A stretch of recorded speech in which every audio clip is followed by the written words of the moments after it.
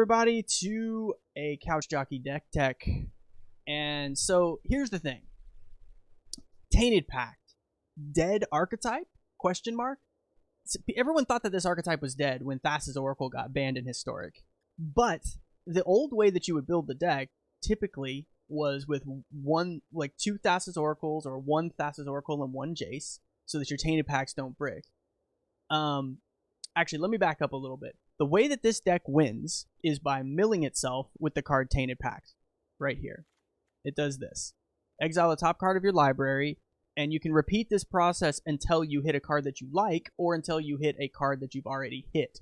If you hit a card that you've already hit, then it stops the process and just, you don't get anything. So the way you build the deck is all one-ofs, okay? So that you don't hit doubles, right? So, and then you win with something like Thassa's Oracle, which is banned, which says if you don't have any cards left, you win, essentially. And so there's still a card in the format which does this, which is Jace, Wielder of Mysteries. It has a static effect that just continuous. If you would draw a card and you don't have any cards left, you just win instead of lose, basically. So you're self-milling, right, with this combo. Okay, so now that you understand how the deck is trying to win, I will explain why the deck is still good in Historic. It's still good because instead of playing one Thassa's Oracle and one Jace, you now just run two Jace. And so if you have one Tainted Pact and one Jace, that leaves only one-ofs left in the deck. Therefore, the combo works, right? Also, you have the ability to wish for any of your combo pieces using Fae of Wishes. You could also play Mastermind's Acquisition. I think that that's viable if you would like. Mastermind's Acquisition is definitely worse than Fae of Wishes because of the added creature effect and also the mana curve. But just to sort of explain like what the deck is all about, this is a combo deck technically, but it is a control deck first and foremost. Every single card in your deck controls the game. You're either drawing cards, gaining card advantage, removing threats, sweeping the board, playing planeswalkers, things like that. Obviously, one of the more tricky things about the deck is the mana curve, because you need triple blue for Jace, but then in order to have effective black and red control cards, you're often having to have double red, double black, and so on.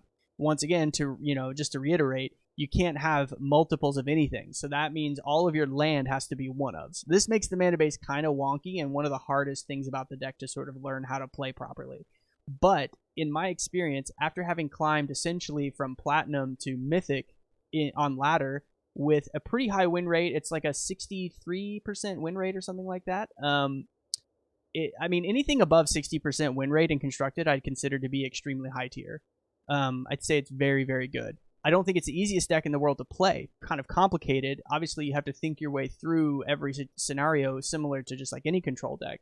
But you have some really strong tools here. Okay, so let's take a look at the list. So Consider, obviously helping you turn on Unholy Heat and dig deeper into the deck. Same with Opt. Bloodchief's Thirst is probably one of your best removal spells because it hits walkers or it hits creatures. One of your best single target removals. Cling to Dust, I think, is absolutely necessary. It helps you dig, but it also gives you some main deck graveyard hate against all kinds of various things, everything from Rakdos to food to whatever. And, I mean, honestly, this is just a card draw engine, so it's pretty hard to ignore how good it is. Davriel's Withering is kind of a meta decision that it's very strong in certain scenarios against food because it keeps things pinned down, even if it tries to recur them from the yard. Because they perpetually get -1, -2, so it keeps them dead forever, even if they're trying to come back. Good against Luris, good against all kinds of stuff. Fatal Push, very efficient removal, just kind of a must-have. So you want as much one-costing hand disruption as you can basically get your hands on. And in this case, we're not running Duress, we're just running the two better slots, which is Inquisition and Thoughtseize. I do think it's totally defensible to play a Thought Erasure in the main. You could probably play a Duress in the main if you wanted. But, those kind of feel like sideboard cards to me in some ways. Flameblessed Bolt, once again, a meta choice. There's so much graveyard recursion. This is great against Phoenix. Also, Davriel's Withering is amazing against Phoenix. So just keeping things dead forever, right? Really important for your one-drop removal. Unholy Heat, hard to overstate how good this card is. Often, this deck can easily hit Delirium between Planeswalkers and everything else you have going on, so... Censor, just something to help keep digging, a little bit of control. You have one Essence Scatter and one Negate, so just kind of your catch-all counters. Fae of Wishes, this is to help you put your combo together or go grab the silver bullet from your sideboard to beat your opponent. Oftentimes you'll use Fae of Wishes granted sorcery in order to just go grab a Grafdigger's Cage in certain game ones and just defeat them because they can't beat Grafdigger's Cage. It happens all the time.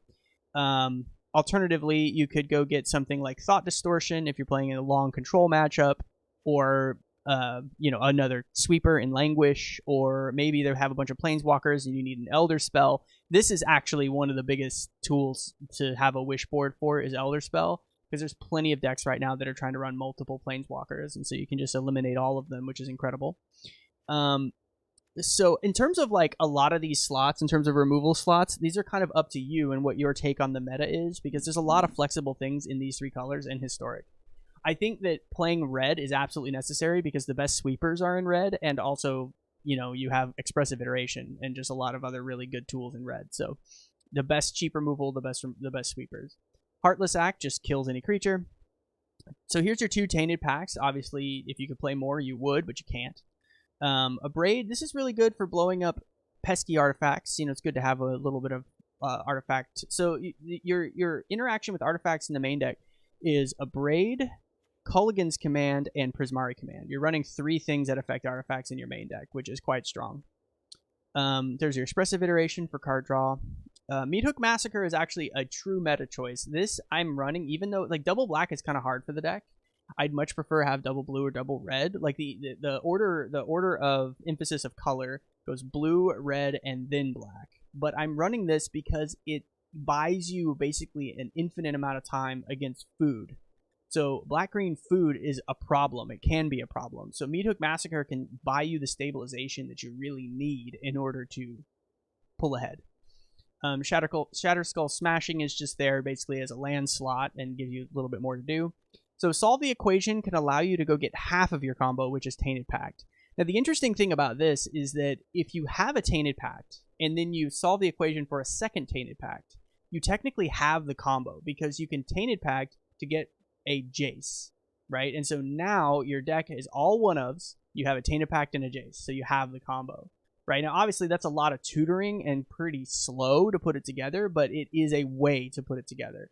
This slot, I'm actually not 100% sold on. I'm not sure that it necessarily belongs in here just because of how clunky and slow it can often be. You could potentially replace this with just something that draws cards or controls the game better, whatever. Brazen Borrower, once again, it's just there to bounce pesky permanents that you don't really have an answer to. Grixis colors can struggle against enchantments, so it's really kind of there for just a catch-all, just to bounce something, or sometimes just to buy you a turn, so you can get together what you're trying to get together. Narset, insane. It does everything you want it to do. It gets any card in your deck, basically, because you have no creatures to speak of. It's just so strong. So Grim Tutor, we are running this, but once again, just like the other tutor, it costs 3, but this can get either piece of the combo, so it's kind of obviously more powerful. I'd probably solve the equation before I cut Grim Tutor. However, 3 life matters and double black matters. So once again, I'm not 100% sold on either one of the tutors. I often find myself boarding them out. But in game 1, it's very good because sometimes you can catch people with their pants down and you can just tutor up what you need in combo before they know what's going on. Bone Crusher Giant, more removal. That is, it's just such a good card. It's kind of like you're in the colors. Why not play a Bone Crusher Giant? I've actually won games because I played out a Bone Crusher Giant and I protected it and they just couldn't deal with it. Anger the Gods, arguably the best sweeper spell in the format. Sweltering Sun's just another of the same, except it doesn't exile, but it can cycle, which is great. Prismari Command, kind of self-explanatory. Fixes mana with the treasure, also fixes hands by looting. And, it just does all the things. Culligan's Command is really interesting in this deck because there are some times where someone might make you discard your Fae of Wishes, for example, or you might tutor with Fae of Wishes and then play it and then it dies and you can get it back. There's just a lot of utility to Culligan's Command. Can't overstate how powerful this card is. Definitely one of the strongest cards in Historic in general. So if I'm in the colors, I'll be playing Culligan's Command. Behold the Multiverse, just card advantage. Nothing wrong with this card. Definitely flexible if you have a choice that you find to be better than Behold the Multiverse, you could definitely play that. You could play something more sort of higher curve, like you could play the new alchemy card, Discover the Formula, for instance. Memory Deluge, kind of more of the same sort of similar slot to Behold the Multiverse. I'd say these two are just your raw card advantage slots. There's your 2 Jace, combo piece, Extinction Event, very strong sweeper. I love how one thing about Grixis Colors is that its sweepers tend to exile, and a lot of its removal exiles, which is just some of the best utility. So Chandra Torch of Defiance as an alternate win con, but also this is a card that often tips the balance of the games in your favor, especially in control matchups, where if they know that you're trying to combo, then oftentimes they just kind of have to ignore Chandra because they're afraid of the combo coming down, and oftentimes it could come down. And so Chandra wins me lots and lots of games just by ultimating because they just can't afford to deal with her and also deal with the combo. So that can definitely happen. Storm's Wrath, another answer. So this is a card that I think is one of the most underrated sweepers in Historic because it answers enemy planeswalkers in an extremely meaningful way. Whereas a lot of other sweepers, they don't sweep walkers and creatures, but this one can, especially if it's in combination. Like if they Teferi +1, you could potentially Storm's Wrath and then also Bolt Teferi to kill it. Like you can put things together to make this work properly, which I love. So yeah, the mana base definitely. I mean, I think that in order to tune and perfect the mana base of this deck, it would take a lot of time. Because there's so many little nuances to balancing it properly in terms of mana color versus slot versus dependency. Does this come into play tapped? Do you have enough? Like, is there check lands? Is there whatever? And it's all one of. So figuring out the exact perfect mana base, I think, is quite tricky. But this is the best I came up with so far. And so far, every single one of these lands has been relevant in some way. I love having some cycling lands. I think Castle Vantress is absolutely necessary. Hall of the Storm Giants is the only creature land that I have that I'm running, because I think that's the only one you can afford to run because you need the triple blue, and therefore having more things that just produce blue is okay in this deck. But I don't think Den of the Bugbear is going to make sense, and I really don't think Hive of the Eye Tyrant would make sense.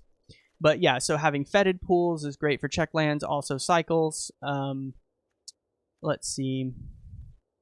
Yeah, so I do think Spirebluff Canal is tricky sometimes to sort of compete against the other slots, but this is pretty much it. I'm playing Triomes that are just red-blue, mostly because they count as the basic land types, but also because they cycle.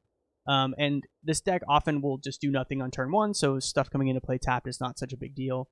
This is the new Alchemy land that I'm running for Sacred Crossroads. I do think that there's room in the deck to sort of tinker around with things. Like, I think you could play Key to the Archive, for example. I think you could play Celestis. I think both of those would be fine. So the thing that would make those good is that they basically fix your mana curve, and they also act as engines in a deck that's mana curve is a little tricky. So making room for those two artifacts might be okay, or even just Celestis or whichever. I think that would be totally defensible thing to do in construction of the deck. So I do think that there's a lot of room for creativity here. So sideboard is there's no duplicates on a sideboard that you're often wishing for, and obviously you're not putting any duplicates in a deck where you can't because of Tainted Pact, right? So that kind of is synergistic in a way. But yeah, so we've got some graveyard hate stuff. The latest edition is actually the Black Leyline because of the recognition that there's certain decks where you must have graveyard suppression. It's not just about hating the graveyard, it's about suppressing the graveyard. So we've got Grafdigger's Cage, we've got Soul Guide Lantern, we've got Go Blank, and we got Leyline of the Void. This is a lot of graveyard hate, and I think it's really, really important because if you're playing long entrenched control games, graveyard becomes relevant even if their primary strategy is not graveyard. And so you probably want to bring in at least some of these even in those matchups, which is another reason why we have the Cling to Dust in the main. So Test of Talents, amazing card, love it. There's certain times where there's certain cards that your opponents will play that you're kind of scared of.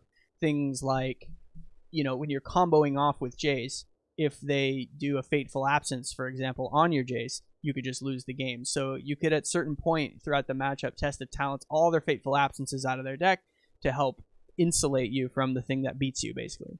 Tainted Pact is there so you can go grab it for the combo. The Mystical Dispute, perfectly excellent sideboard card against blue. Go Blank, once again, this card is so good. I mean, it's so good. Graveyard Hate plus card advantage. It's just so good. There's so many matchups where this comes in. Another Jace for the combo. Aether Gust, you don't really need this. I think you could play something else if you really wanted to. Feed the Swarm, I think, is really necessary because it's a way to actually deal with enchantments in black. So that's pretty important. Elder Spell, I love it, so I can go and wish and kill multiple Planeswalkers. Thought Erasure for control and combo matchups. Karavek, very strong card against your white opponents who are playing Esper Sentinel and Thalia. Very, very strong. It's also very strong against many of the life gain archetypes. It's also very strong against food. It's just a good sideboard card in general. It suppresses a lot of decks. Languish for supplemental sweeper. Leyline of the Void, once again, more Graveyard Hate. And Thought Distortion for your really entrenched, either you're playing against slower combo or control. And there's plenty of matchups where you just cast this and win, so you could always just wish for it. So that's the deck tech of post-Alchemy Tainted Pact that we just got to Mythic with. Just to double check the win rate here, we have... refresh. Okay, current win rate. Overall win rate is 62%. Like I said, anything over 60%, very strong, I would say, in constructed in general. So 62% win rate, very happy with it. Thanks, everybody. Be sure to like, follow, subscribe, and come check me out on Twitch. I am twitch.tv/couchjockey. So thanks, everybody.